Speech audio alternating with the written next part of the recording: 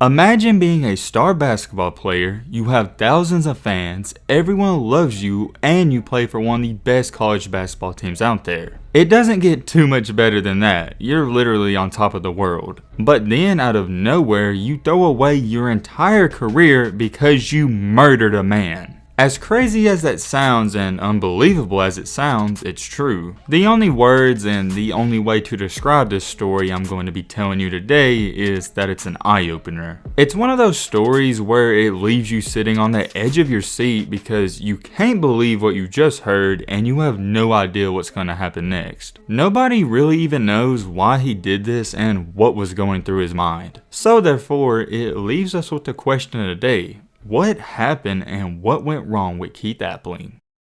What's good, y'all? Hope you're having a blessed day. Just wanted to drop by and say we're on the road to 1 million subscribers. We can't get there without you. So if you love content like this, what are you doing? Consider hitting that subscribe button. Really helps out the channel. Leave a like, do all that good stuff. Now without further ado, let's get into the story.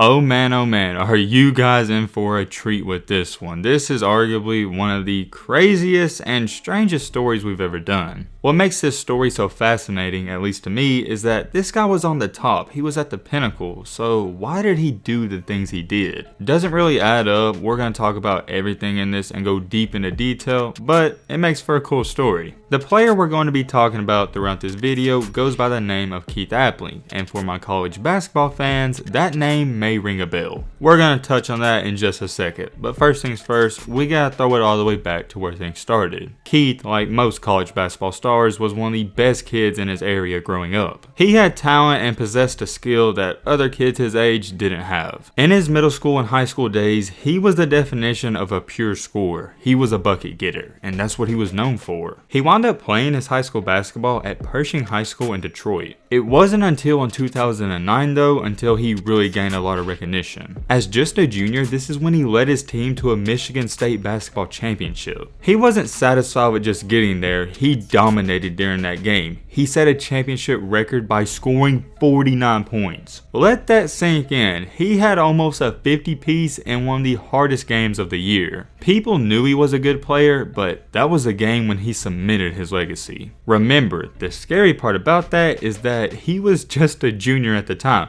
so he still had one more year of high school basketball to wreak havoc. And the following year, which was his senior and last season, he did just that. He was racking up awards left and right, and he was also named Mr. Basketball of Michigan. During his senior season, here's his stats. He averaged 28 points per game, 6 rebounds, and 5 assists. It doesn't get too much better than that. He was averaging roughly 35 and 5. At this point in time in his basketball career too, he was also looked at as a 4-star recruit and had a 95 overall grade on ESPN. Some people thought he deserved that 5th star, but at the end of the day, 4 and 5 star, not that big of a difference. He could hoop. You all know how this goes. He was also receiving a ton of offers from every school in the country. One thing to note and to keep in mind is that he played his high school basketball in Detroit, Michigan, so just remember that. For his recruitment process, he kept it very simple. He decided to stay in his home state and committed and signed with Michigan State. This decision to stay in his home state and go to a big-time powerhouse like Michigan State made a ton of sense. Keith was one of the best players in the country and he was going to a really good program. It made perfect sense. In his first season at Michigan State, which was the season 2010 through 2011, he played more than what people expected. In 2010, which was over 10 years ago, we didn't see a ton of freshmen come in and produce and play right away. Normally they had to wait their turn and pay their dues, but he didn't. He didn't just not pay his dues, but he started more than half of the games that season. He wasn't putting up his high school numbers, but he was putting up decent numbers. For the season, he averaged 6.4 points per game, 3 rebounds, and 1 assist. The best part about his stat line though is that he was really efficient. He shot 44% from the field and 41% from the 3-point line, which was a shock to everybody because in high school, he wasn't known for that. For a freshman, those were average/good stats. You could say they were good, but he wasn't good enough to be a one and done. He was only 6'1" and 180 pounds. As far as getting to the NBA, many people thought and speculated that he needed 2 to 3 years of college basketball and then he could go. With no real option of even entering the NBA draft, he came back for his second season and he balled out. Out of 37 games played, he started every single one and averaged over 30 minutes per game.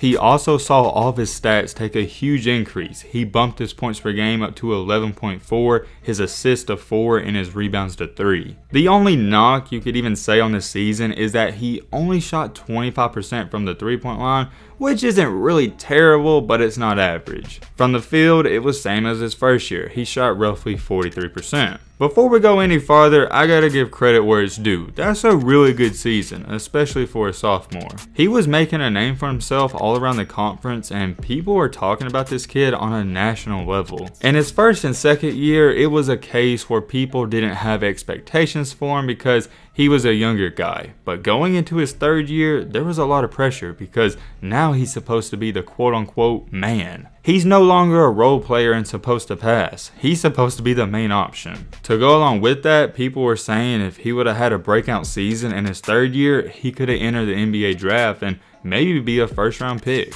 In his third season, this is where things get interesting, so let's just take a look at the stats. For the season 2012 through 13, he started every single game once again. A great sign to see, he bumped up his points to 13.4, his assists to 3.3, and averaged over 3 rebounds. One thing that did scare people was his 3-point percentage, but in his junior season, he brought it back up to 32. And from the field, it was pretty much the same, it was 41.5. When you look at those numbers, averaging over 13 points per game, roughly 3 assists, 3 rebounds, they're solid. I know stats aren't everything, but they're just a quick way to give us a perspective in these videos because if I dissected every single year, this video would be an hour long. He wasn't just putting up good stats, he was looking good on the court too. That's all you need to know. Where things start to get controversial and the debate about his game starts to get interesting is that he was a good player, but he wasn't a great and dominating player. He wasn't a guy that was going to make much impact on any NBA team. If he would have been averaging 20 to 21 points per game, yeah, I think for sure he could have entered the draft and been a first round pick, but he was barely averaging 13 and 3 and 3. I think the perfect way to describe Keith Appling is that he was a great college player in a great college system. I'm saying all that because this left him in a tough spot. He was projected to either go very late in the second round or more than likely go undrafted. I think he made the right decision. He decided to come back for his 4th and senior season of college basketball.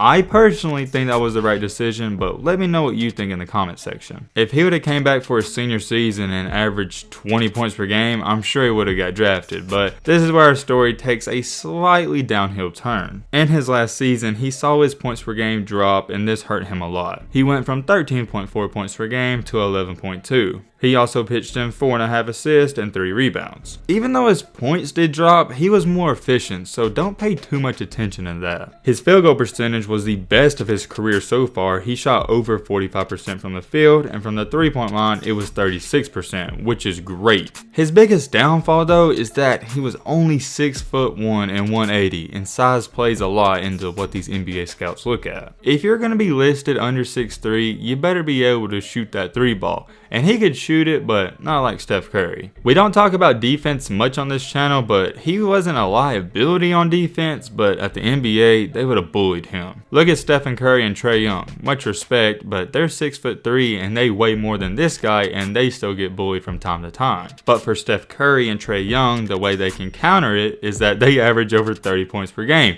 Keith Appling, he's going to get bullied, but he's only going to give you 10 points per game. So you can see why this is a problem. But however, he did enter the 2014 NBA draft, and of course, you know where this is going, he went undrafted. This story is not going to end there, and as a matter of fact, it just starts to get going at this point. As soon as he went undrafted, he immediately joined the Portland Trail Blazers for the Summer League. Then, right after that, on September 23rd in 2014, he signed with the Los Angeles Lakers, but was waived shortly after. Within the next year or two, he spent time in the D-League and a bunch of teams were trading him, but on March 7th in 2015, he was traded to the Erie Bayhawks. In 38 games in the D-League for 2014 through 15, he averaged 10.5 points per game, 3 rebounds, and 4 assists, so very similar to his college stats. Those aren't bad stats, and Keith Appling, he was a good basketball player, but he wasn't good enough and great enough to get to the NBA just yet. For the next 2 years, from 2015 through the end of 2016 and 17, he spent a ton of time just switching roles in the D-League, going from team to team. One cool thing to note is that on January 18th in 2016, he signed a 10-day contract with the Magic and made his NBA debut with them, so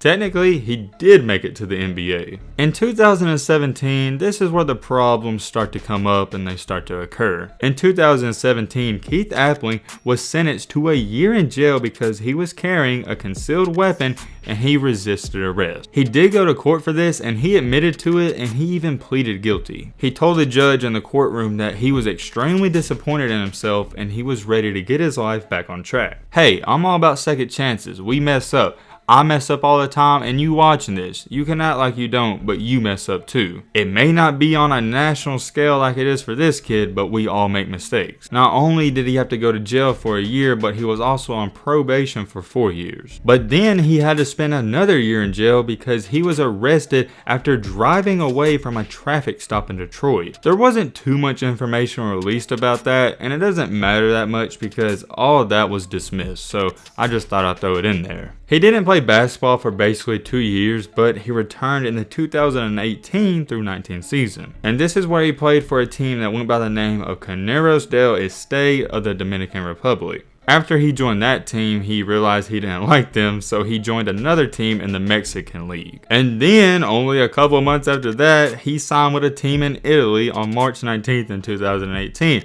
So this dude's basically just traveling the world. And up to 2018/19, that was the up to date on his basketball career, and he's laid low and under the radar. Up until recently. When I'm making this video, it's May 27th, 2021, and it was announced only a couple of days ago that Keith Appling, this is correct, he was arrested for murdering a man. This incident happened in Detroit, Michigan, and we all know how rough that place is. It was said that Appling was arrested 55 miles west of Detroit, but the incident happened in Detroit. This was actually reported by ESPN first, so I know it's true, but Keith is 29, and it was said that he shot and killed a 66-year-old man. From every article I looked at, half of them say he murdered him and killed him, and the other half say he's a suspect, but they pretty much know it was him. I'm not a judge, so I'm not going to sit up here and call this dude guilty because that's not my job. I'm just here to tell the story, so let's get into what happened behind the scenes. I know what each and every one of you are sitting there thinking. Yo, Matt, why did he shoot this man? What happened? According to the police, it was said that Keith and the man got into an argument on a Saturday evening, and it escalated into a physical fight. Hold on right there. I'm gonna stop the story. Why are you fighting a 66-year-old man? I understand we get mad, but I can never see myself doing that. I don't care if he's in the wrong. That's literally an elder, but that's a different conversation. Let's get back on topic. After the physical fight, it was said that Appling was accused of firing several shots, and one of them hit the man. It was also reported that he shot these shots when he was driving away from the scene, so a hit and run. One thing to note too is that I almost forgot to mention is that Keith Appling also faced drug charges in February of 2020. Ever since he's got out of college, he just can't stay out of trouble. And what I told you is all we know about this situation with the man. There's a lot of rumors going around, but I'm just going to stick to the facts and what I know. Everything I read and told you guys about the shooting incident is from ESPN themselves, and I can trust them. Nothing else has been released. All that's been said is that he's in jail and he's a suspect. This story had an abrupt ending, but there's not too much more to tell about it. Overall, it's a very sad story the way it ended, but he just couldn't get out of Detroit, Michigan and stay out of trouble. In college, he was doing fine, but after college, he just went back to doing the usual. I hate to see the story end the way it did. He made a couple mistakes and they just kept adding on to bigger and worse mistakes. I'm big on forgiving people, but it's really hard to justify shooting a person. My prayers and thoughts go out to everyone involved. Hope this situation gets cleaned up. Let me know your thoughts down below, but with all that being said, that's gonna wrap up this story/video. Hope you boys and girls enjoyed. Hope you learned something. If you know the channel, what you doing? Join the family, hit that subscribe button and leave a like for more. And as always, let's be great. I'm out, y'all. Peace.